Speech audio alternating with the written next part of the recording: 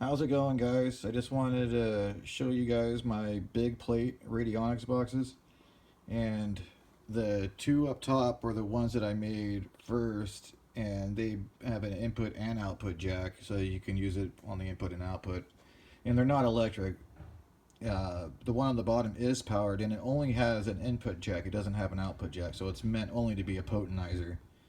And I love these, and it's great to use something like a book or to maybe potentize like a big pile of money or whatever. Like whenever you have a large witness sample or you're potentizing a large item or several items, they work great. So I made these ones out of necessity because I had an idea in my head and I wanted to do it, and so I did it. And yeah, they're great. I already made a video of these, but it wasn't a very good video, and this is probably isn't either. But whatever. Uh, but yeah, these are great. I love them.